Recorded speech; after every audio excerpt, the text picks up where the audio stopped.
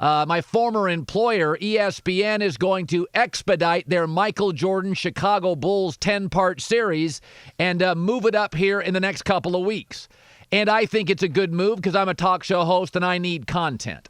But I want to talk about those Chicago Bulls, and I believe they're the most beloved team in the history of my life and perhaps the history of the country. Really. We don't all love the Yankees when they're winning. Most people are now tired of Alabama. We really never got tired of the Bulls. We never did. And there's 2 or 3 reasons why. Let me start with this. They were based right in the middle of the country, not way down south or out west or in that rich area in the Northeast. Blue-collar Chicago, right in the middle of it. And they were built mostly through the draft. Michael Jordan and Scottie Pippen drafted, right? It wasn't just, although they had some pieces, it was not just a mobility story. That's the first part. I tend to think being in the middle of the country, Ohio State football, Green Bay Packers, Jordan's Bulls, you don't feel like you're down there or up there or over there, smack dab in the heartland. The second thing, and I think this is a really big deal, why they're the most beloved team easily of my life. We were fascinated with the Heatles. We resented mostly the Warriors. People love the Bulls. People loved the Bulls. I mean, after they beat you. They may have hated them in New York, but you were kind of fascinated. It wasn't even envy. It was sort of like, I like watching them as much or more than my favorite team. And here's the second part of that, is that they played to each part of the country. The Northeast, and I've lived there for 10 years before I left, is tougher. Smaller states, lots of people. You take the subway. It's vertical living. It's multi-generational living. It's cold weather. It's tough. It's tough, brutal winters. And New Yorkers and Philadelphia guy likes to be known. Boston guy is tough. And they are tougher. Out west is different. We have big states, lots of land, fewer people. It's sunny all the time. It's already 70 out here. Not as much vertical living. We don't do subways. We get into our cars. We have backyards and space. We're not as tough. In the East, much of the money is built on tradition, law firms, Wall Street, buying and selling real estate. Those have been around forever. Out west, it's about making stuff. We make movies. Silicon Valley, we create software and apps. It's out here, in my opinion, much easier than living out there, although I really did like it out there. I loved the tradition. I like the prep schools. I like the old universities. I like the old churches. Out here, we just bulldoze it and build a new one. So the sensibility of the East, tough and tradition, the Bulls were all about tradition. They were tough. They go right into your face, hard foul, long, physical. They love playing in New York. They love the winter. They put the jackets on and they'd go right after you and they'd foul twice as hard as you did. That played in the Northeast. But they also played as an Eastern Conference team out west. We think we're cooler out here. Our weather's better. Silicon Valley, beaches, Kardashians. The West is about glamour. Showtime, Lakers. People come out here and they make movies. They're stars. The Western Conference has had more stars than the Eastern Conference for the last 25 years in the NBA. We're about creating more space, warmer weather, easier life, not jammed in elevators. It's just the way it is out here. I always made the joke about the East Coast. Out west, when you really make money, you no longer have to wear a tie. Out east, you just buy a nicer tie. But the Bulls played to the West because they had the coolest player. And he was the most fashionable. And he may have been the most handsome. Everybody liked Michael. So the Bulls could give you lunch pail Midwest, where they were from, the grinders. They could give you tough and physical, like the Eastern Conference in the Northeast. And then they could come out west, kick our butts, and be glamorous and cool and a rock tour. They were like U2, except they were long, could jump, and slash and dunk. They were cool, and that matters out west, where people, fair or not, think they're cooler.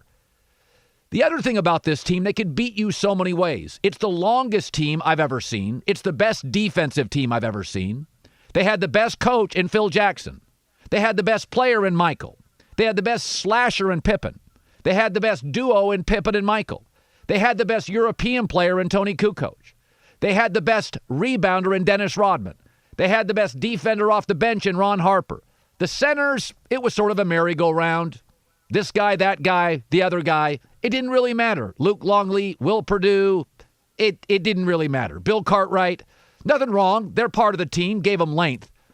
This team could beat you so many ways. If you could use the 1990 rules, they would destroy the Heatles, who are just too small. They would destroy the Warriors, who are too finesse. Think about this. Golden State was derailed by 6'5" P.J. Tucker of Houston. Think Pippen, MJ, and Rodman would have their way with the Warriors if you're able to hand check? There's never been a team like Chicago. Heartland, middle of the country, so they obviously played there.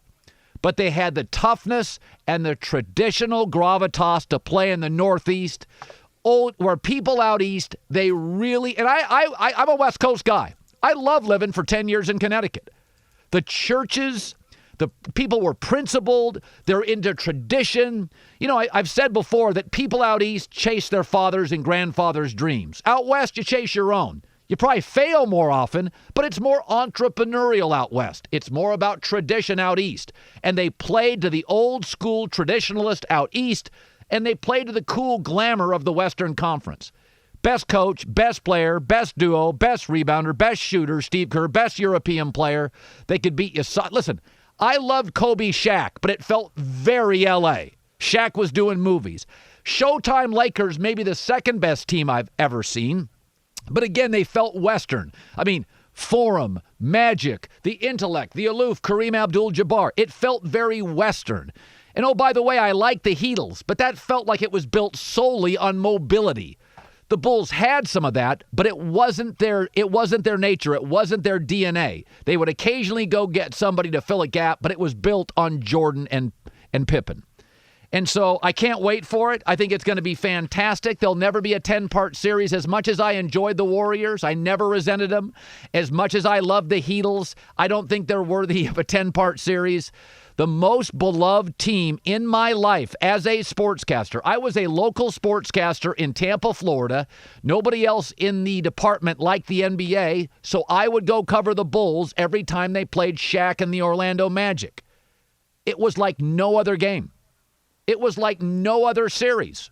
They were a rock band. Then I moved to Portland. And Michael Jordan spent a lot of time in Portland because of his Nike relationship, and Nike is based in Beaverton, Oregon. And they would come to Portland, and they weren't the lead sports story for me. They were an A-block story. They were the lead story. There'll never be another team that relates to all three sections of the country. The glamour of the West, lunch pail of the Midwest, and the toughness and the angst of the Northeast. Check, check, check. And they had the best coach in my lifetime, Phil Jackson. That didn't hurt either. Rich Kleiman's Kevin Durant's business partner, co-founder of 35 Ventures, founded with KD. They're doing this thing called Cue Ball. It's a documentary, chronicles the lives of incarcerated basketball players, San Quentin State Prison. It's remarkable stuff. It's on Fox Sports.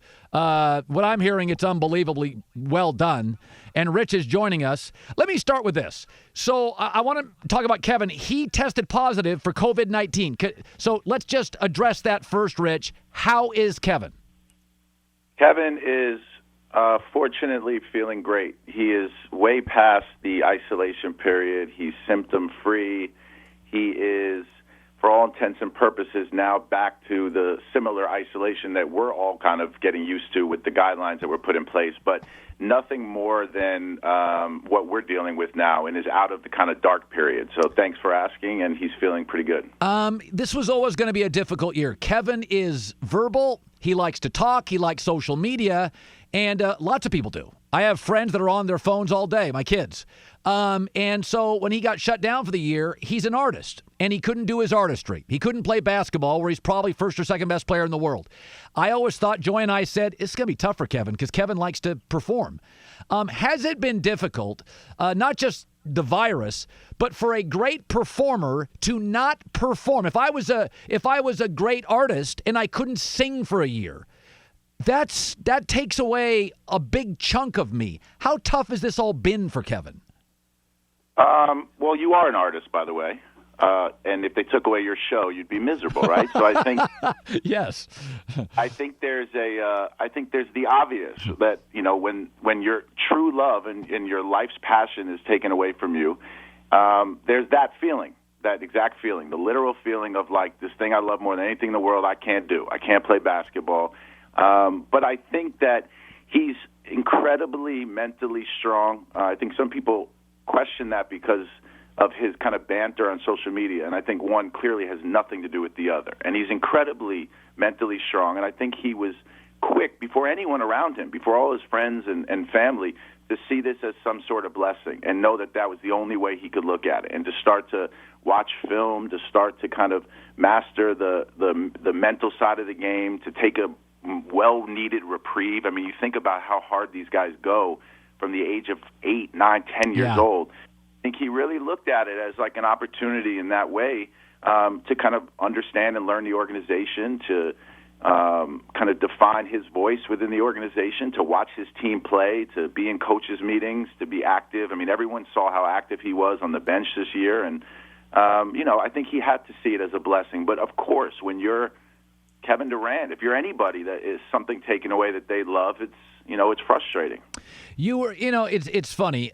You were in sports, and then there's you work in music, and you're back to sports. And I think more than any sport, every sport has a different sensibility. Rich Kleiman joining us, partner with KD. And I think basketball and music have always been connected at the hip for years. And I grew up loving the NBA in the 70s, and I've always felt there's kind of a music NBA thing now more than ever. You worked with Jay-Z, so you were sports, you worked with Jay-Z, or you were in music, and now you're back to sports. Are there similarities? I mean, kind of take me through that tunnel of, celebrities, stars, music, and sports, and how they're conjoined. Yeah, well, I mean, I think it's been well documented and pretty obvious for decades now how enmeshed the world of hip hop is and the world of basketball. I think for me, I was always obsessed with the world of sports, and I had such a gauge on my own ability, which I think is rare a lot of times with kids that like play so much and try so hard to make it to certain levels. I knew pretty early on, like I would be in the right gyms in New York to quickly know that my days were numbered. And I would be in the right rooms with the right players growing up in New York and say, well, I can't even imagine moving at that speed. But I didn't want to be out of the gym. Like, I just wanted to be around it. And when I would go to Knick games, I found myself just glued to the courtside seats, to just glued to the energy around the different personalities that were in the arena, and just how incredible all of that was. And for me, it was like, if I can be close to the game in that way, in any way, then I got to pursue that. And I saw so many similarities with kind of the just natural, inherent cool that people in the NBA had to me when I was a kid, and to these like music impresarios, and to these guys that were kind of creating their business and their enterprise just by themselves. People like Jay-Z and people like Puff Daddy and people like Jimmy Iovine, and you saw this happening. And for me, like, I started in sports. I was trying any way to get into it, so much so that, like, I was a bookie in college, but we'll shelve that for a second. I wanted everything to do with sports. So when I had an opportunity to work on this show, The Life, on ESPN, I felt like I was as close to sports at that point in my life that I was going to get. But the only real job they had for me was the music. And they told me they had a music budget. They told me if I didn't spend it all, I could keep it. So right away I said, okay, I'm not spending any of it then. And I went and found all these unsigned artists and producers and young labels in New York. And I started saying to them, if we get your music on the credits on ESPN's The Life, I can't pay you, but it's going to be, you can sit in the living room with your family and show them that you made it. That brought me into the music industry. Ultimately, my journey through music, I was able to meet Jay-Z, had an opportunity to work for him for years and work on different projects in music with different Grammy-nominated artists. I managed artists that are incredibly successful today. But I knew that sports was my life's passion. And when I had the opportunity to get back into it, I really just never looked back on music. And it was odd for a lot of people around me because I had put so much into it. But that's not what I cared about. Like, I studied collective bargaining agreements when I was younger because I thought it was cool. I memorized box scores. I knew every college of every player that played for the teams in the 80s and 90s. So when I had an opportunity to get back into sports, I just jumped into it. And I think all the different principles that I'd learned in the entertainment business and all the different kind of deal-making strategies and the personalities and just understanding how to communicate with talent, I was able to take that, add to that what I knew so well in terms of sports and the business of sports, and then for me it just felt natural from that point forward. You know, I've compared Kevin to Aaron Rodgers. Great, transcendent, generationally relevant, smart on and on the court, smart with business. Both have some Silicon Valley ties, and both are sensitive. And I've said repeatedly on this show, it's okay to be sensitive. I have people in my family that can't take criticism, and then, you know, for me, I've been getting it all my life doing this. It's no big deal. I'm numb to it. Kevin, when he left the Warriors, I said, I think he's making a mistake. I think this is the perfect place for him. I think they're incredibly human at Golden State. I think that he has great support system, and I think Steph's the easiest superstar to play with, perhaps in the league. And I stand by that. I didn't like seeing him leave. Was there any point during it, as his business partner, that you guys talked about it, that you wrestled with it? Or did Kevin make up his mind and, you know, as somebody, as his business partner, you just say, all right, that's your decision. I respect it. I'm going to support you. Was there any wrestling with it? Well, a few things. We'll get back to the sensitive thing because I think that word is used too quickly when it comes to people that like to communicate and talk about their emotions and disagree. But putting that aside, yes, we talk about it. Yes, we wrestle with it. And yes, it's his decision ultimately, and I never challenge it. I think that especially in the evolution of our relationship, because I started as his agent, I kind of transitioned into being his agent and really more so his manager. Yeah. And then we kind of took all of the assets within that ecosystem and turned it into this business and enterprise and hired a staff and created a platform. So our kind of dialoguing has changed. So yes, obviously, just like any decision we make as business partners, I talk to him about it. But what we're not business partners in is his job in the NBA. In that job, I'm his manager, I'm his friend, I listen, and nobody can make a more educated decision, nobody, on where they're going to play but players in the NBA. And I think that is kind of the tricky thing at times because it's like if you had asked me what job you should take at a certain network, I'd give you my opinion, but I don't know the ins and outs of what goes on every day. I don't know who you see when you walk through the hallway, how human resources deals with you, where you want to live, what kind of temperature and climate you want to live in. Those decisions he has to make, and he has to stand by, and who he wants to play with. And, I think from that standpoint, I get frustrated when I hear certain people say, that agents, how could they let a player make that decision? How could they ever allow him to go there? That representation should be fired. That's days in the past. That's all stereotype because the reality is NBA players and athletes in general, to me, are some of the most astute business minds you'll find, especially at young ages. So I give my opinion for sure. And it's everyone knew I was a Knicks fan. Kevin knew that. But at the same time, we talk, and then he makes his decision. Yeah. Let's get back to the sensitive part. You don't like me using that word. Well, I think I sometimes look, and I'm not even saying this with Kevin. I think, sensitive, emotional, it's like a blurry line because, okay, so does Kevin find it okay to go back and forth with somebody that disagrees or makes some blanket statement or some inaccuracy? Yes. Does that usually represent somebody that's in agony over the statement or so pissed off that they have to somehow defend themselves? Yeah, that usually is some kind of reflection of someone being sensitive. I think that Kevin honestly enjoys the banter the same way you sit with the microphone and enjoy the conversations. I just listened to your whole thing about Michael Jordan, the Bulls, for 6 minutes. You put so eloquently like why everybody loved the Bulls. You enjoy that. Kevin enjoys that banter with people on social media, and that's honestly why these platforms were created. I think he's really ahead of his time because I think when he started it, everybody thought he was nuts and sensitive, and everyone wanted to know why he would ever stoop to this level.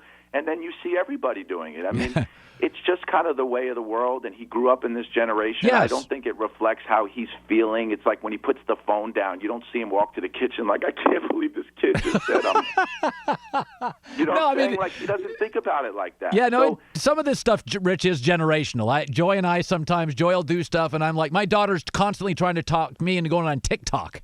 And I'm like, I'm not going on TikTok. But you know what? I'm like, but she just loves it. And I'm like, I should be a better dad. So I think your answer is very... I'm TikTok with my kids, by the way. No, I mean, your answer is real. As I'm in my 50s, Kevin's in his, I think, early 30s or late 20s. How old is Kevin right now? 31. Okay. And he's got a lot of years left. By the way, the NBA is dealing with a virus. It's really unfortunate that it comes right in the heart of what I thought was a fascinating season.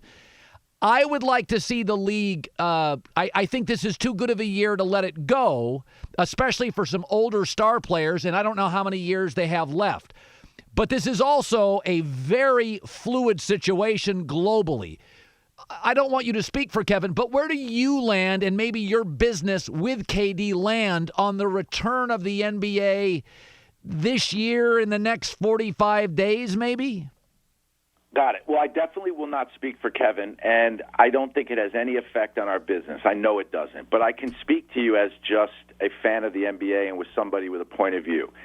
It troubles me a bit. I think that when you hear the head of the CDC get on and say that millions of Americans will most likely be affected and potentially hundreds of thousands of people dying, you know, when 9/11 happened, as tragic as that was, there was an obvious need for some sense of getting people together, some sense of patriotism, and it was an isolated event. While so tragic and scary, as the days continued to go, we were ready to see something to distract us. The reality is while we do want to be distracted and let's say, quote-unquote, entertained now, and it would be so nice to see professional sports, the idea of trying to salvage something that may just not be salvageable is the reality. Like, this is so fluid. I'm in the middle of New York right now. It's horrible. And as this thing spreads across the country, to think that players are going to be so flexible to say, okay, you know what? I'm an NBA player. I'll be self-quarantined for 14 days, go to some isolated venue, play basketball in empty arenas, because that's going to make everyone feel better. Well, I don't think that's necessarily true, and I don't think that that's necessarily the right thing to do. And I know there's a lot of money at stake. I don't want to speak to that.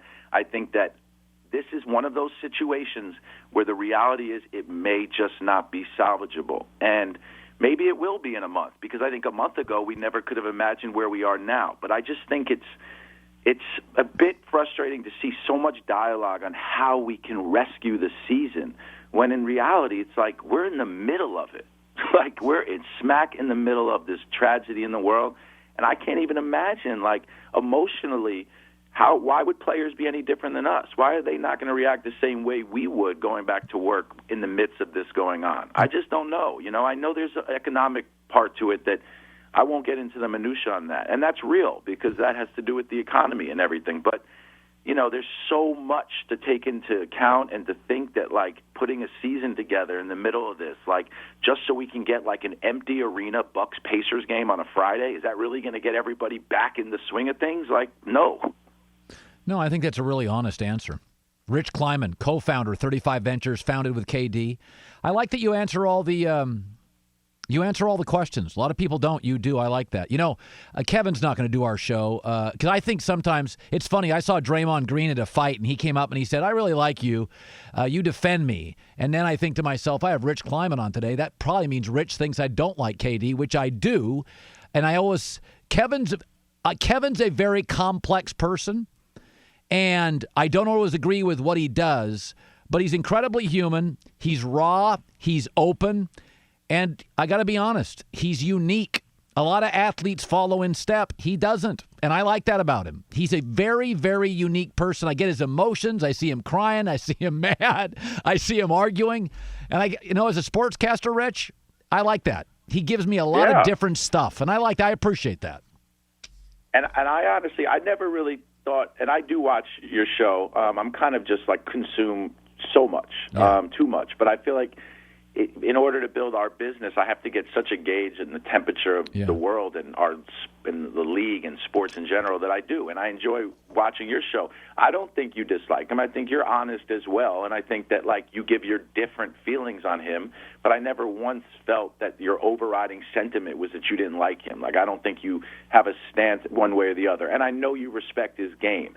And I think to Kevin, that's really what's important. Like, everybody doesn't need, you guys don't all have to like him. And I think you also speak in a sophisticated way about the game. And I know for me, I can tell, like, look, I'm not, I don't think that every reporter can speak about sport or a game the same way others can. And just because they didn't play doesn't mean they don't have an incredible knowledge of it. And I think you fall in that category. I love you really it. know. Yeah, I love it. And by the way, I love Joy and I both. I grew up with the Sonics and the Blazers. I'm one of those guys, what you like at 9, you like, and I love the NBA. I mean, the NBA, you know what's funny, Rich, about the NBA? And I appreciate this. I tell people this all the time. You know, like, baseball is like Disneyland. It's not cool or hip, but you feel better when you take your kids to a game. The NBA is fashion and music. People love it or they don't, but it's style matters. I mean, Dr. J got me into the league because he was cool and he was different. Style matters. The NFL is just a cold business, and I read the Wall Street Journal, so I like business. And it's okay. It's okay, Rich, for all three sports to be different. Soccer's international. Baseball is very much traditional. The NBA is hip-hop, cool, young, progressive, and stylish. And the NFL is pro-business and Wall Street. And God, I love the NFL and the NBA, and their sensibilities are totally different. One is very much about the star. One's very much about the shield. And I think that's what's great about sports. I mean, that's what's great about music. It's funny. If baseball is taking your kids to Disney World, soccer's like that one summer where you tell your kids you're going to go to Europe because you want to do something a little bit more cultural. That is so true. Hey, Rich, thanks for coming on the show.